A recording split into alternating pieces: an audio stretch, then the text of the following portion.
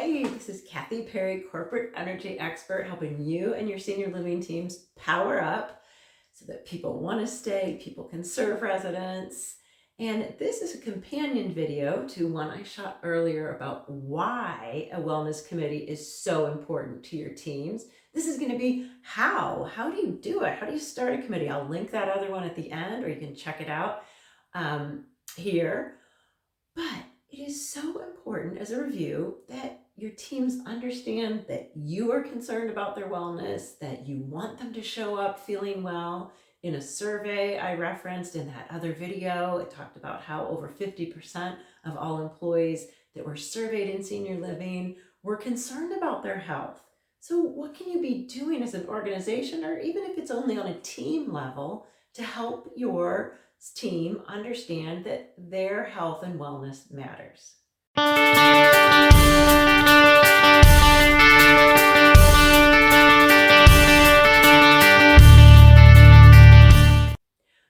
So this video is going to address some of the how-to tactics to starting that wellness committee. You might be saying, Kathy, forget it. We don't have time. We are just in the weeds. We are short. People are not showing up for shifts. How in the world can we do a wellness committee? Well, I'm going to tell you, it doesn't take a lot.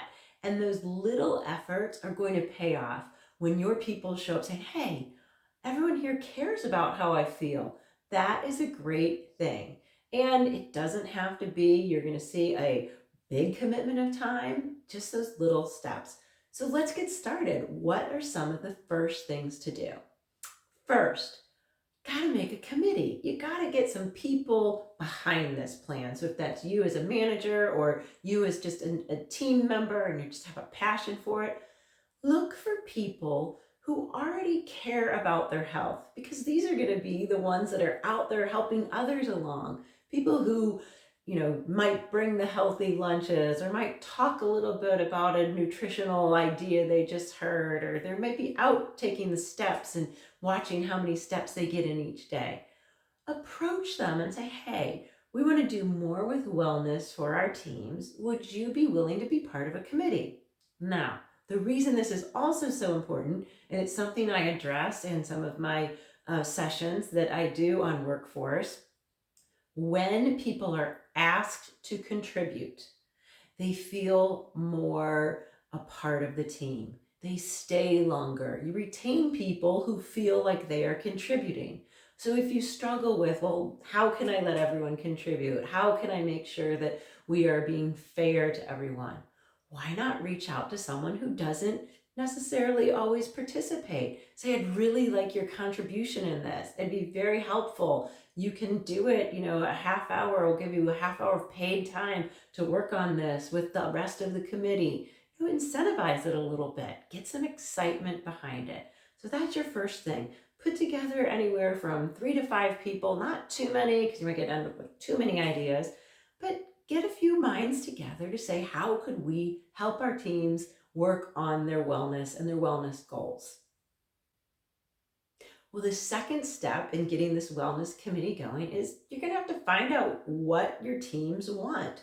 What kinds of wellness are they looking for? Are they looking for some exercise ideas or things that they can do at their desks every day if they work in an office that can make them feel like they're getting movement? Do they want nutritional information? Is it about smoking cessation, stopping smoking? Is it about curbing a sugar habit? That's a big topic that I think all organizations should address. So take a survey, and if you need some help on that, reach out to me. I've done this type of surveying for other corporations and have some great ideas and questions. I'll shoot a video about that. So after you survey everyone, start to distill it down. What are some things that we could do that would work into the way our team works? You might only have, 5 to 10 minutes at the end of a shift, or you might have 30 minutes a month that you could work on it. So pick the things that come up as most important. That is your second step, assess and survey.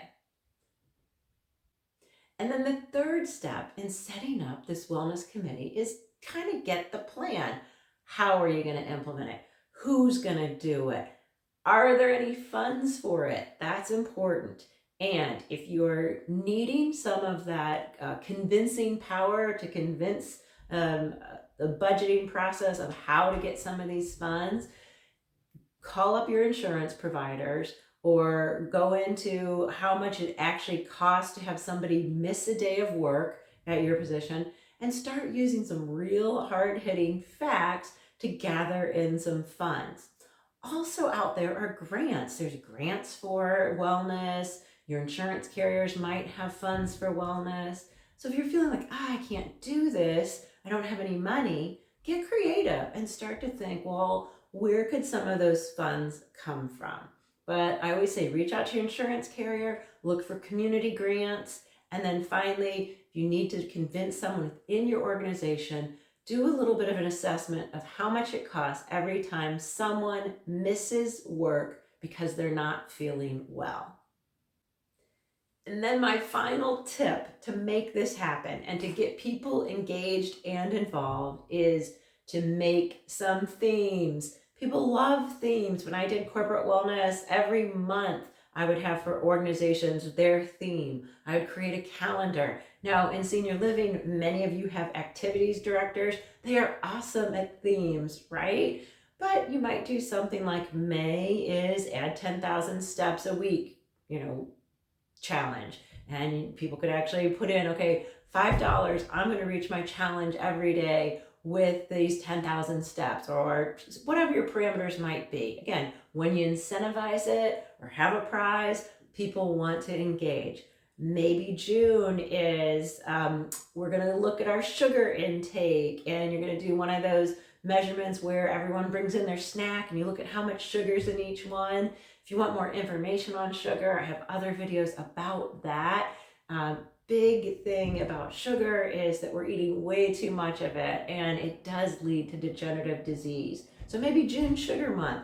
Maybe July is red, white, and blue month, where you look at red foods and white foods and blue foods and what are the benefits. And you could do blueberries, and they're great for memory, and they're great for heart health. White, you might do cauliflower. It's a cruciferous vegetable, and it helps curb cancer. So just fun facts like that to engage people. This helps when your committee is behind it and they've already decided what they want to focus on. But the more creative the theme, the more you incentivize it, and the more you engage everyone, get everyone involved, the higher your participation will be. And when people are participating in something like this, they're starting to feel well, and they see that the organization cares about their health. So I encourage you, start that wellness committee. It's never too late to start, and you'll end up having a lot of fun. So this is Kathy Perry, corporate energy expert, helping you and your teams power up so you can perform, engage, and serve. Thanks so much for watching, and please subscribe so you can get notifications when new videos come out.